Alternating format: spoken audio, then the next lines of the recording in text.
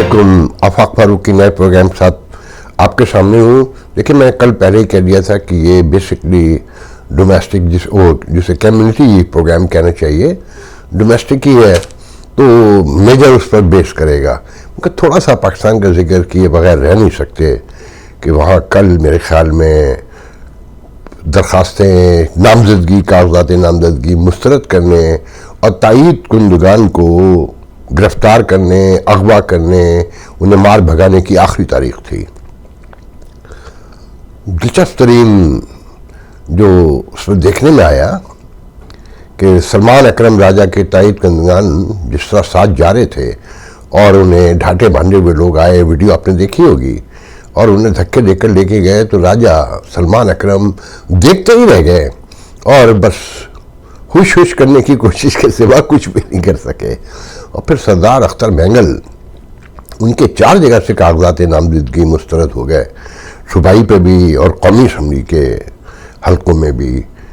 तो मैंने जो नोट किया, पूरे पाकिस्तान में हुए हैं ना, असद कैसर के भी हो गए, शेख रशीद के भी हो गए, मतलब जिसको रियासत से कहीं कोई शिकवा था और चीफ बारे, रियासत बारे, इदारे के बारे में गुफ्तगू की हुई है, उसे उन्होंने कहा कि नहीं, तुम नहीं रह सकते, तुम जमहूरियत का हिस्सा बन ही नहीं सकते। लेकिन बस इसमें मैं इतना थोड़ा सा इजाफा करता चलूँ कि ये हंग पार्लियामेंट या सबको थोड़ा थोड़ा हिस्सा इसलिए दिया जाता है कि एक लालची को वज़ीर आज़म बना दिया जाए, बाकी लालचियों को उनके गिर्द जमा कर दिया जाए, और जो अपने काम करवाने, जैसे 18वीं तरमीम का खात्मा है, मुस्तफ़ा कमाल ने तो आपने सुना होगा, कहा होगा कि हम तो कॉन्स्टिट्यूशनल चेंजेस की बात करते हैं कि बल्दियाती निज़ाम को आइन का हिस्सा बना दिया जाए, NFC अवार्ड से जो पैसे मिलते हैं वो ज़िले को, सूबे में से निकाल कर उसको जो बल्दिया का इदारा है उसको डायरेक्ट दिए जाए, और कोई इंतखाबात ना हो सके जब तक बल्दियाती इंतखाबात ना हो। ये तो इनकी ख्वाहिश है ना कि आसानी से मुस्लिम लीग नून डाल देगी, वो नवाज शरीफ जो बल्दियाती निज़ाम पे अपना पूरा कंट्रोल चाहता है, या वो आसिफ जरदारी, ये तो आने वाले दिनों में पता चलेगा। मगर असल टारगेट 18वीं तरमीम है, तो इन सब से वो सारे काम करवा के कमज़ोर हुकूमत PTI को मुसलसल मुकम्मल बाहर रखा जा रहा है। खान साहब की पार्टी को तबाही कर दिया ना, मतलब जिसके आप नाम देखें, जो उनके 2-4 लीडर बाहर रह गए थे, उन सबके तो मुस्तरद हो गए कागजात। अब आम नौजवान आएगा, जो मेरे नज़दीक अच्छी बात भी है, मगर कि लड़ाई पड़ी रहनी चाहिए, हुकूमत को वक्ता पड़ा रहना चाहिए, आम आदमी की कोई फ़र्क नहीं पड़ता, भूख से मर रहा हो। वो तो मीडिया में दिखा रहे हैं ना कि 100 अस्पताल बन चुके हैं, लाखों करोड़ों किलोमीटर रोड बन चुके हैं, ओवरहेड चल रहे हैं, तो वो सब ठीक है दोनों तरफ से। तो जब ये सारा लड़ाई है उरूज पे पहुंच जाएंगी, 2-2.5 साल में पहुंच जाती है, तो फिर आराम से फिर भगा दिया जाएगा। क्या हो भाई हुजूर, नए इंतखाबात करवाते हैं 1.5 साल, फिर अपने स्टूडेंट्स जो है निगरानों के नाम पे लाकर उनकी रोटियां पूरी करवाई जाएंगी, अपना और माल बनाया जाएगा, और पुरानों के खाते की जितनी फाइलें हैं वो मेंटेन की जाएंगी, और फिर कहा जाएगा हुजूर अच्छा अब ये शराइन है, आइए अब नए इंतखाबात करवा देते हैं, और ये सिलसिला गो ऑन। साथ में नया साल आपको भी मुबारक हो, 75 साल पाकिस्तान को भी हो गए हैं। तो एक बूढ़ा कैसा होता है 75 साल का, आपको अंदाज़ा है ना, कितना भी सेहतमंद हो तो बीमार होता है। तो ये बूढ़ा पाकिस्तान, इसकी हालत बहुत ख़राब हो चुकी है, और यकीन रखें कि अब इसके चलने के चांसेस मुझे नहीं नज़र आ रहे कहीं से भी। बहुत गौर से देखें आप इसे, हर एंगल से इसका तकरीबन ही खात्मा हो चुका है। यहाँ तक लोग उतर आए हैं, मैंने 2 साल पहले शायद ये बात की थी, तो लोग बड़े नाराज़ हुए थे कि अमेरिका में रहने वाले एक रिटायर्ड लेफ्टिनेंट जनरल ने कहा था कि अब तो भारत से कन्फेडरल सिस्टम के लिए भी तैयार है। तो अब ये बातें ज़ोर पकड़ गई हैं। मुझे याद पड़ता है कि जब वज़ीर दाखिला थे LK अडवाणी हिंदुस्तान में, तो यहाँ अमेरिका आए थे, तो मैंने उनका इंटरव्यू किया था। तो मैंने पहली बार उनके मुँह से सुना था कि एक सवाल के जवाब में गुफ्तगू करते हुए उनका, भाई हम तो चाहते हैं दोनों मुल्क मिलजुल के रहें, और हम तो ये भी चाहते हैं कि पाकिस्तान हमसे कन्फेडरल सिस्टम में आ जाए। तो अभी चारे, इसके अलावा कुछ चारा बचा भी नहीं है। ये खिते के सारे लोग ही, मगर ये जो नॉर्थ है ना, ये हर जगह से हमेशा से तारीख में प्रॉब्लम ही रहा है। यहीं से बाहर वाले आते हैं, हमलावर भी आते हैं, यहीं से सारी क़यामतें उठती हैं, और यहीं के लोग जो है ना जागीरदारी सिस्टम को खात्मा नहीं चाहते। पाकिस्तान बनाया भी इसलिए गया था। तो लेट्स सी, अब आते हैं लोकल की तरफ। देखिए, हमारे टॉपिक है, एक तो अपना है कि रिकॉर्ड पर रिकॉर्ड कायम कर रही है सू लेने का, कि पैसे है ना भाई, मालदार पार्टी जो आता है वो डॉक्टरों की तरफ देख रहा होता है पाकिस्तान से, और उनका एक अपना भी तकब्बुर है डॉक्टरों का, जो गुलाम कौमें होती हैं, और उसमें जब पैसे हों किसी के पास तो ये नेचुरल है। वैसे जिस मुल्क में मैं बैठ कर ये बात कर रहा हूँ, यहाँ मैं दावे से ये बात कह रहा हूँ कि जितना आपको रिच मिलेगा, जितना बड़ा आदमी मिलेगा, वो रऊसा उमरा जिन्हें कहते हैं ना, वो उतना ही हम्बल होगा। और हमारी ही शनाख्त ये है कि जिसकी जेब में पैसे होंगे, वो दूर से उसकी शक्ल देख के आपको पता चल जाएगा पैसे हैं उसके पास, वो अपनी जेब का गुरूर अपने चेहरे पर लेकर फिरता है। खैर, बहुत अच्छे हम्बल डॉक्टर भी हैं, डाउन टू अर्थ, मेरे अपने ही हल्के में, अल्लाह ताला उन्हें खुश रखे। दूसरा मौजूद है कि ह्यूस्टन में इनकलाब आ रहा था, ख्वाब बेचे गए थे लास्ट ईयर नवंबर में, और देखने वालों ने, सुनने वालों ने, जानने वालों ने, समझने वालों ने पहले कह दिया था कि ये बस ख्वाब है, और बहुत सस्ते किस्म के ख्वाब है, जैसे मेड इन चाइना होते हैं ना, कि सुबह लो तो शाम का नहीं पता होता, तो वो ख्वाब पहले ही सबको पता थे। हम इसको गुफ्तगू में समअप करने की कोशिश करेंगे। और आफ्ताब इकबाल, आप यकीन करें, कल मैंने प्रोग्राम किया ना, तो मैं हैरान रह गया, पाकिस्तान से कोई 11 से 12 मैसेजेस थे मेरे पास, कि वो वीडियो वायरल हो चुका था जो मैंने लगाया था, वो जो चीथड़े के हवाले से वो गुफ्तगू कर रहे थे, कि लोगों ने जो जुमले, सब जर्नलिस्ट थे जो उनके बारे में जुमले इस्तेमाल किए, 11-12 में से मुझे 5 तो कंफर्म याद है कि 5 ने तकरीबन एक ही जुमले से, एक ही लफ्ज से स्टार्ट किया था कि भगोड़ा पहुंच गया है वहां, और फिर जो डिटेल लोगों ने बताई है। देखिए, एतराज सिर्फ ये था कि आप पैसे लेने आए हैं, पैसे देने आए हैं, ये आपका ज़ाती मामला है। यहाँ लोकल कम्युनिटी के जो अखबार हैं, मैंने 29 साल चलाया है, और मुझे पता है कि वो क्या काम था। मैं पहले से बहुत रिलैक्स हूँ, मेरे दोस्त भी ये मानते हैं, जबकि मेरा अखबार बंद करने के फैसले को पहले गलत कहा गया। कि यहाँ बिजनेस, जब बिजनेस नहीं है तो प्रिंट मीडिया या इलेक्ट्रॉनिक मीडिया, क्या कहूँ मैं उस पर, कि वो जो फरमा रहे थे मोहतरम के 10 से 15 हज़ार महीना आप जो खर्च करते हैं, आप किसी को 1000 दें तो डरे। तो अब जियो टेलीविज़न, ARY या जो भी और दुनिया टेलीविज़न यहाँ पर है कि उनका अरबों रुपए का बिजनेस है, आफ्ताब इकबाल ले जाएगा। उनसे कोई पूछे कि कितना बिजनेस बचा है, यहाँ कम्युनिटी में कारोबार ना होने के बराबर है। हम बिल्कुल वैसे ही हैं जैसे पाकिस्तान से आए थे, अमेरिका ने हमारा बिगाड़ा कुछ नहीं है, यकीन रखें। बहुत मखसूस से कारोबार रह गए, ग्रॉसरी स्टोर ले दे के, ग्रॉसरी स्टोर वो भी इंडियन के सामने फारिग हो चुके हैं। इंडियन ने अपने स्टोर्स में जो मेगा स्टोर बनाए हैं, सुपर हाइपर स्टोर बनाए हैं, उसी में हलाल गोश्त भी रख लिया है, और हमारे पाकिस्तानी कसाबों को हायर कर लिया उन्होंने। कसाब तो नहीं कहना चाहिए, हालात और मजबूरी और ज़रूरत और तकाज़े ने यहाँ लोगों को गोश्त काटना भी सिखा दिया है, पढ़े लिखे लोगों को मैंने देखा है। इसके अलावा कभी इंश्योरेंस का बिजनेस होता था, वो भी अब मुझे नहीं नज़र आता। ये ट्रैवल का बिजनेस होता था, वो भी ख़त्म हो गया इंटरनेट आने के बाद। हज उम्रे के पैकेज का, उसमें भी इतनी चेंजिंग आ गई सऊदी अरब के पॉलिसीज़ में कि वो बिजनेस भी ना होने के बराबर है। चंद मखसूस लोग हैं, कुछ हमारे ही दोस्त हैं, वो लीडर बन के फिर रहे हैं उस वक्त कम्युनिटी में, क्योंकि उन्होंने पैकेज बेचना है हज का, उम्रे का। तो यहाँ कोई बिजनेस नहीं है। यहाँ जो अखबार निकल रहे हैं वो बस वो जाने, रब जानता है कि वो कैसे निकालते हैं और किस सूरत हाल का सामना है उन्हें। उस पर आप उन्हें चीथड़े कहें। आपके अपने मुल्क में तो मीडिया प्रोफेशनल 25 करोड़ की आबादी में लोगों से वहां माल नहीं पकड़ता, यहां पर भी आकर माल पकड़ता है। आप यहां पर लोगों को तौहीन करने के लिए आए हैं। तो बहरहाल तो न्यूज़ से निकलते हैं। देखें, अपना कुछ 6-7 साल से तो मुझे याद पड़ता है हर साल ही सू होती है। कभी आपस में सू कर लेते हैं, नहीं तो कहीं कोई बाहर से निकल आता है, और साल के कभी 70-80 हज़ार तो आराम से चले जाते हैं। इस साल बताया गया कि जी कन्वेंशन जो डैलस में हुआ था लास्ट अगस्त में, जुलाई अगस्त में, जुलाई में होता है पहले, फिर डेटें कोविड के बाद इधर उधर होने लगी हैं।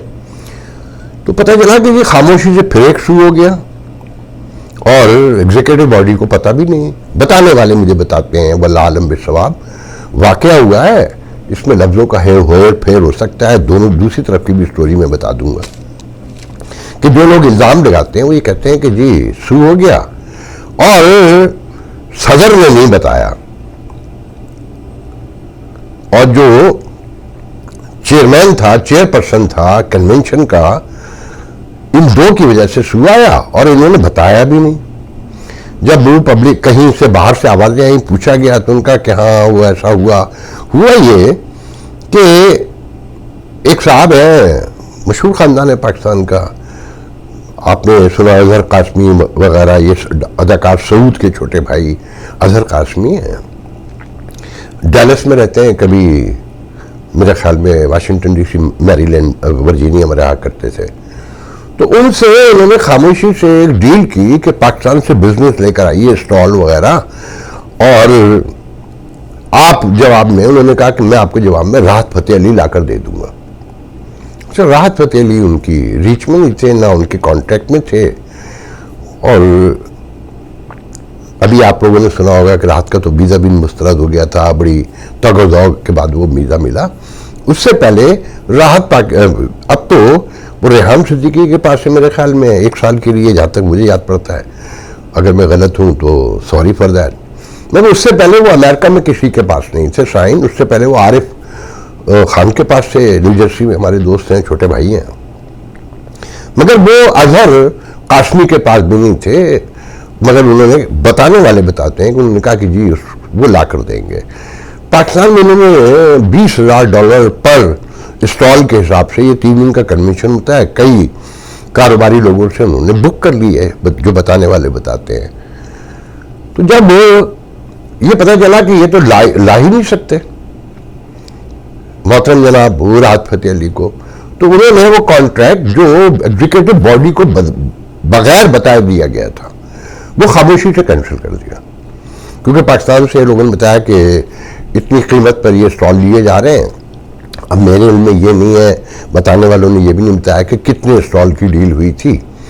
बहरहाल उन इदारों को कह दिया गया जी हमारी तरफ से कोई कॉन्ट्रैक्ट नहीं है, और अब अगर आप लोगों को आना है तो डायरेक्ट हमसे डील कीजिए। जब अजहर कासमी को पता चला कि जनाब मेरी तो डील उन्होंने ख़त्म कर दी है और मेरे कस्टमर्स को जो पाकिस्तान से आने वाले थे या जिनसे मैंने नेगोशिएशन की है उन्हें मना कर दिया गया है, वो कोर्ट चले गए। जब कोर्ट चले गए तो बताना तो चाहिए था एग्जीक्यूटिव बॉडी को कि ये हुआ है, मगर इन्होंने बगैर बताए उसे सेटलमेंट करने की कोशिश की। जो सेटलमेंट हो भी गई है वो मुझे नहीं पता किस बेस के ऊपर हुई है। और जब मीटिंग हुई एग्जीक्यूटिव बोर्ड की तो वहाँ बोर्ड ने सदर साहब से कहा, अपना के रेहान अरशद साहब से, कि हमें पता चला कि हम तो शुरू हो चुके हैं। तो फिर बात सारी खुली। तो इसमें कहने का मकसद टोटल ये था कि ये हर साल कोई ना कोई वाकया होता है, और अपना जो एक वक्त में 2-3-4 साल पहले की बात, तो ज़्यादा पुरानी, इतनी कंगाल हो गई थी कि शिकागो में ऑफिस का रेंट देने और बिजली का बिल अदा करने के पैसे नहीं थे, मगर शू के पैसे जा रहे थे। कुछ साल तो ऐसे भी हैं 2-2, $2.5 लाख भी डॉलर खर्च हुए, और फिर इंडिविजुअली भी आपस में करते रहे हैं। तो मामला तो निबट गया है, मगर वो आफ्ताब इकबाल ने कहा ना कि जी वाहिद जमात है कि आज तक डिवाइड नहीं हुई। मुझे तो डर यह है कि मोहतरम डिवाइड करने आए हैं कि जिस तरह उन्होंने कहा है ना कि मैं हर हफ्ते किसी एक को लिया करूंगा जो दुनिया में सैटेलाइट का टेलीविज़न लेकर आ रहे हैं पूरी दुनिया में एक साथ, अगर आप नहीं भी देखना चाहेंगे तो देखना पड़ेगा। तो मुझे तो ऐसा लगा कि वो डिवाइड करने आए, तो डिवाइड तो अब यूँ नहीं होगी कि 70, 80, 60 इससे ज़्यादा डॉक्टर नहीं हैं जो एक्टिव रहते हैं, बाकी खामोश मेंबर हैं और जो इस एक दो इवेंट के लिए ये आपस में गैदर हैं। जो सालाना कन्वेंशन होता है और एक विंटर का होता है और एक फॉल का होता है, इन 3 असल फंक्शन है। फिर चैप्टर्स हैं 32 जो अराउंड अक्रॉस द कंट्री है और कनाडा में मिलाकर, तो वो हल्ला गुल्ला पार्टी गाना शाना डांस उसने गैदर रखा हुआ है। और फिर यकीनन पैसे हैं और 90% मिडिल क्लास के लोग हैं, तो एक हम्बलनेस भी है पाकिस्तान के हवाले से, तो चैरिटी में भी चिप इन करते रहते हैं। छोटा मोटा कोई बड़ा काम आज तक नहीं किया कि कुएं खुदवा दिए, पानी दे नलका दे दिया, किसी हॉस्पिटल को कोई मशीन पहुंचा दी, कहीं पंखा दे दिया, कहीं एक्सरे मशीन दे दी, थिंग्स लाइक दैट। और इंडिविजुअली बड़ा काम कर रहे हैं। ये तो मैं आपको बहुत बार बार बता चुका हूँ कि इंडिविजुअली हम बड़े मास्टर हैं एक दूसरे की मदद करने में। ये एक अजीब बात है, इज्तिमाई तौर पे हम कामयाब नहीं हो पाते। इज्तिमाई तौर पे अगर बड़ी तंजीम कहलाती है जिस तरह से हम इसको प्रोटोकॉल देते हैं, तो पाकिस्तान की हेल्थ पॉलिसी बहुत पहले चेंज हो गई होती। अब यहाँ थोड़ा सा दिलचस्प ये जिक्र करता चलूँ कि कहते हैं कि कन्वेंशन में सदर साहब जो है ना आर्मी चीफ से खिताब करवाने वाले थे, जिससे बड़ा हंगामा हुआ आपस में, मगर उनके ज़राए रेहान अरशद के इसको एक्सेप्ट नहीं करते। वो कहते हैं कि बिल्कुल फॉल्स और झूठी खबर है, ऐसा कुछ भी नहीं था, ना किसी ने तजवीज़ दी। मगर एक बड़ा तबका है जो ये कहता है कि जी वो आर्मी चीफ को खिताब करवाना चाहते थे। फिर ना केयर टेकर प्राइम मिनिस्टर आए यूनाइटेड नेशन, तो वो अपना के प्लेटफॉर्म पे जाना चाहते थे, मगर इजाज़त नहीं दी गई। तो वो अपने पश्तून सर्किल के डॉक्टर्स को लेकर इंडिविजुअली गए। मगर इंडिविजुअल कैसे हो सकते हैं कि अपना सदर तो है ना वो, अगर गए होंगे तो उन्होंने तारुफ तो कराया होगा कि हे दिस इज़ अफाक फरूकी और doctor Rehan Arshad, I am president of the अपना, जो तो कहा ही होगा। खैर अच्छा, फिर साथ में जो दिलचस्प तरीन बात है कि पेशावर में उन्होंने अपने, क्योंकि उस शहर से बिलोंग करते हैं, तो वहाँ ये विंटर का सेशन किया, ये न्यू ईयर के पास, ये आखिरी हफ्ते में क्रिसमस के बिटवीन में होता है। तो वहाँ मुझे नहीं पता कि कितने लोग गए साथ में, मगर अच्छा खासा बड़ा फंक्शन कहते हैं कि वहाँ पर हुआ है। अब नए इलेक्शन पर आजकल गुफ्तगू हो रही है। वो इलेक्शन पे गुफ्तगू क्या हो रही है कि जनाब वो सुहेल खान शिकागो से ताल्लुक़ है इनका। ये एक बार जो मुझे याद पड़ता है, एक सदर का कैंडिडेसी का जो मुकाबला है हार भी चुके हैं, मगर बहुत एक्टिव मेंबर बताए जाते हैं। और पहली बार ऐसा हुआ है कि जो मेजर ग्रुप्स हैं, जो बहुत बड़े ग्रुप कहलाते हैं और जो हार जीत के फैसले करते हैं, वो सब सपोर्टिव हैं इस वक्त सुहेल खान के। जैसे बापू डॉक्टर नसीम शेखानी, और न्यूयॉर्क का एक बड़ा ग्रुप है डॉक्टर जावेद सलमान ग्रुप कहलाता है वो, क्योंकि वो अब खुद तो पॉलिटिक्स नहीं करते, मगर एक बड़ा चंक है उनका, उनके एक बड़ा इन्फ्लुएंस है, खासकर कराची के जो अलमनाई हैं, सिंध मेडिकल कॉलेज, डॉ मेडिकल कॉलेज और आगा खान और इस तरह के। तो बाकी ग्रुप से उनको यकीन दहानी कराई है, मगर बताया जाता है कि उनके अपने कॉलेज से 2 लोग और उम्मीदवार हैं। एक तो शायद सिंध से है जो मैनुअल है, जोसेफ मैनुअल, जिनको बाकायदा, जो पहले एक इलेक्शन हार चुके हैं अभी रिसेंटली, मगर उसमें बड़ा नंबर पड़ा था, उनको 950 वोट पड़े थे, और ये सेक्रेटरी ट्रेजरर भी रह चुके हैं। और उन्होंने बड़े लंबे चौड़े वादे भी किए थे कि जनाब वो बड़ी मेंबरशिप लेकर आएंगे। मुझे नहीं पता कि 8-10 हज़ार हो गई है कि नहीं हो गई है, कितनी मेंबरशिप लेकर आए, मगर उनके बारे में बताया जाता है कि वो बीमार भी हैं कुछ। तो एक कैंडिडेट जो खुद भी कैंडिडेट है वो उनको चढ़ा रहे हैं, और शिकागो से एक डॉक्टर है कि नहीं तुमने खड़ा होना है, क्योंकि सुहेल खान, देखो अगर सुहेल खान को डॉ मेडिकल पूरा सपोर्ट ना करे, वहीं पर 2 या 3 कैंडिडेट सामने आ जाएं, मैनुअल तो मेरे ख्याल में सिंध मेडिकल से है, और एक डॉ से भी कोई आ जाए, तो वो वोट तकसीम हो जाएगा और सुहेल खान के हारने के चांसेस बन जाएंगे, चाहे कितनी भी सपोर्ट हो। तो अंदर की पॉलिटिक्स भी अच्छा, हमारे दोस्त पुराने डॉक्टर शाहिद रशीद, वो इस वक्त जो है ना, वो सुहेल खान के एक ग्रुप को सपोर्ट कर रहे हैं, हराने के वालों में शामिल है, मेरे इल्म नहीं है, मगर वो अभी पिछला एक इलेक्शन और हार चुके हैं और माशाल्लाह से कंटिन्यू हार रहे हैं। और अपना ने तय कर लिया है कि वो कम से कम 17 दफ़ा पूरे हारेंगे महमूद गज़नवी बनने के लिए। फिर उनको, उसमें मुझे एक बात याद आई, वो बताते चलूँ कि एक साबिक सदर और बड़े ग्रुप के से ताल्लुक़ है उनका अपना के, उन्होंने कहा देखिए भाई, हमने तो शाहिद रशीद से कहा है कि तुम $500,000 अपना इस पे लगा के पाकिस्तान में कुछ काम करके दिखाओ तो हम तुम्हें सदर बना देंगे। अच्छा, वो $500,000 अब तक वैसे भी लगा चुके हैं हारने पर, मगर एक बार में चेक देने को तैयार नहीं है, ताकि और वो उससे ज़्यादा पैसे अपनी काउंटी जहाँ रहते हैं, मिकलेन मेरा ख्याल नाम है जो मुझे याद पड़ता है टेक्सास की, मेयर बनने के लिए काफ़ी पैसा उन्होंने, बहुत छोटी सी काउंटी है, वहाँ पे भी वो इंतखाब हार गए थे। और मुसलसल हार, जहाँ पर भी हार ना हो शाहिद रशीद मौजूद होते हैं। तो बहरहाल, तो अपना अभी तक रिवायत कायम है कि उन पर सू आते रहते हैं, पैसे खर्च होते रहते हैं। जमहूरियत है ये मानना पड़ेगा, इलेक्शन प्रॉपर होते हैं, इंतकाल इक़्तिदार वेल प्रॉपरली हो जाता है, कोई हंगामा नहीं होता और तंजीम चल रही है, मगर एक साकित तंजीम नहीं होती है जैसे, जिसमें नौजवानों की अभी तक कोई गुंजाइश नहीं है, जो अहम तरीन ज़रूरत है, और जिसमें कोई बड़ा विजन अभी तक नहीं है। अदरवाइज हल्ले गुल्ले के लिए एक बहुत बड़ी तंजीम है, बिलाशुबा पाकिस्तानियों में इससे बड़ी कोई तंजीम नॉर्थ अमेरिका में तो नहीं है, यूरोप में भी नहीं नज़र आती है। अब आते हैं एक ऐसी तंजीम जो अपना से बहुत बड़ी हो सकती थी और एक वक्त में बन चुकी थी ऑलमोस्ट, उसका नाम है PAGH। ये पाकिस्तानी ह्यूस्टन एसोसिएशन है, ये जहाँ पाकिस्तानी वहाँ रहते हैं ह्यूस्टन में, अब तो बड़ा नंबर है, मेरा ख्याल तो ये कि न्यूयॉर्क से ज़्यादा लोग वहाँ रहते हैं अब, और मगर मोस्ट एक्टिव पीपल न्यूयॉर्क अब वो डेड सिटी लगता है मुझे ह्यूस्टन के मुकाबले में, कि शहरी में भी 2-4 हज़ार लोग जमा एक साथ हो जाते हैं, 4-4 जगह हो जाते हैं, रोज़ा अफ्तार में भी जाते हैं, चांद रात में लाओ 10 जगह, तो 4-5 हज़ार लोग तो कोई इशू ही नहीं है किसी एक जगह पर। तो वो PAGH की एक तारीख है, मैं बहुत पिछले प्रोग्राम में बता चुका हूँ। पिछले साल वहाँ एक सलमान रज़ाकी नाम के साहब जो मिनेसोटा से मेरे ख्याल में मूव हुए हैं 4-5-6 साल पहले, वो सदर बने। उन्होंने बड़े ख्वाब दिखाए कि नया कम्युनिटी सेंटर होगा, कि that's the only organisation within Pakistani community which है, यानी कि एक पूरा कम्युनिटी सेंटर है जैसा भी है, मगर मौजूद है पूरे क्रॉस द कंट्री, कहीं और नहीं है।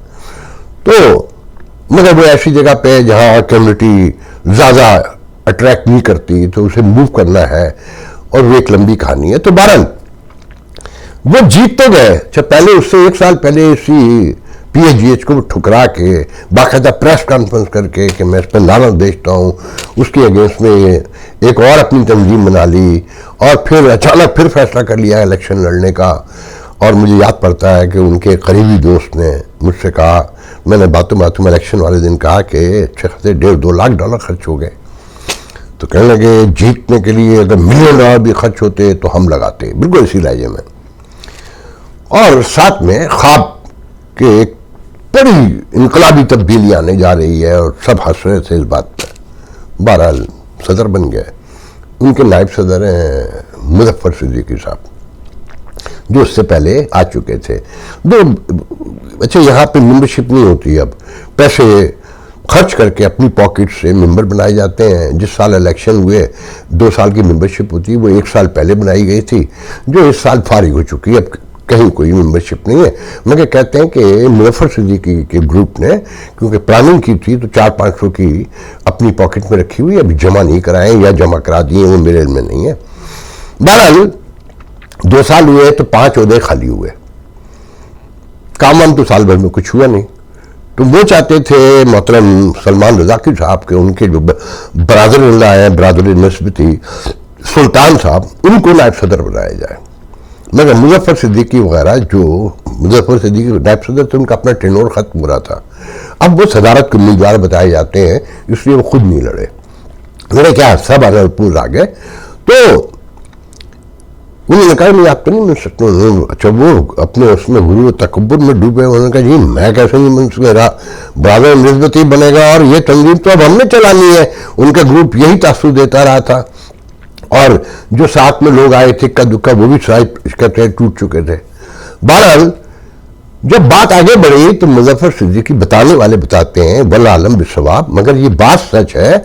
मुजफ्फर सिद्दीकी ने किस तरह कहा उसके बारे में कोई कंफर्मेशन नहीं है, मगर ये वाकया अमर वाकया जिसे कहते हैं वो मुकम्मल ठीक है कि जनाब उन्होंने कहा कि हुजूर आपने कहा था हम $1 लाख देंगे जब आएंगे जीतने के बाद इसकी रेनोवेशन पे कम्युनिटी सेंटर के, और हम इसे तब्दील करेंगे।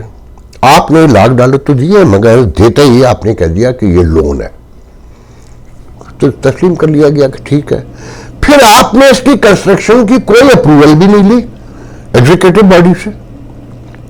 अब ये देखें माइंडसेट सबका एक है, वो अपना हो वो PHDH हो। आपने कोई अप्रूवल नहीं ली और आपने कंस्ट्रक्शन कंपनी अपने बेटे की हायर कर ली, which is illegal morally and legally. और वो चेक जो है आपने अपनी मर्जी से बगैर किसी अप्रूवल के जितना चाहा लिखकर अपने साहबजादे को पहुंचाते रहे। अब ऐसी शक्ल में या तो हम आपको इम्पीच करते हैं जनरल बॉडी बुला के, अच्छा वोट तो उन्होंने बना के रख लिए थे 400-500, वैसे तो वोट है ही नहीं, 150-200-250 वोट रह गए होंगे लाइव मेंबरशिप को सामने रखते हुए, मगर कहते हैं 400-500 उन्होंने बना के रखे मुजफ्फर सिद्दीकी ग्रुप ने। उन्होंने काम ही नहीं किया था या बनाए होंगे तो उसकी कोई डिटेल नहीं है, मगर जो रियल कोई वोटर है वो जो इलेक्शन जब हुए थे सदारती जिस तरह से उसमें सामने कुछ 4-4.5 हजार आए थे वो सब जा चुके हैं, क्योंकि सबने अपनी पॉकेट से इन्होंने पैसे दिए थे, वो 2 साल पूरे हो गए थे। अब जब ये बात सामने आई कि जी आप तो इनलीगल आपने चेक दिए हैं लोगों को, इम्पीचमेंट भी हो सकता है, तो तरले माफी माजरत और ये कि ठीक है जनाब उनके 5 बंदे जो है ना अनअपोज आ गए। अब अगले साल के लिए एक तरफ खबर देने वाले कहते हैं कि रज़ाकी साहब कहते हैं वो तो इलेक्शन लड़ेंगे, दूसरी तरफ कहा जाता है कि नहीं उन्होंने किराया कर लिया है, अब उनके पास बेचने को कोई ख्वाब नहीं बचा है। तो आपको कहना आखिर में ये था कि ये दिमाग से निकाल दें जो पाकिस्तान में रहने वाले लोग हैं कि हम यहाँ जाकर कुछ सुधर गए हैं बदल गए हैं, नहीं ऐसा नहीं है। हाँ यहाँ के कानून ने यहाँ के इंसाफ ने हमें बांध कर रखा हुआ है, किसी हद तक कंट्रोल में है और इसकी आज़ादियों से कॉन्स्टिट्यूशन की ह्यूमन राइट्स वुमेन राइट्स से लेकर इन पर हमें मजबूरन न सही अच्छे इंसान के तौर पे भी कह सकते हैं कि अमल लाजमी है। अगर हमारे मुल्क पाकिस्तान में भी कानून हो, अदालतें इंसाफ करती हों और कानून की अमलदारी हो, हम वहाँ पर भी आराम से जैसे यहाँ रहते हैं रह सकते हैं। यहाँ उम्मीद है कि हम बदल जाएंगे, यहाँ उम्मीद है कि हम बदल जाएंगे कि एक ही तरह रहते रहते फिर आदत भी हो जाती है ना, मगर वहाँ बदलने के कोई चांस नज़र नहीं आते, कोई उम्मीद कोई तवक्को कोई रोशनी नहीं है, क्योंकि वहाँ ये सारी चीज़ें गायब हैं जो बदलने की हिम्मत रखती हैं, सलाहियत रखती हैं। आज के लिए इतना होता है, इंशाल्लाह आपसे कल गुफ्तगू होगी। अल्लाह हाफ़िज़।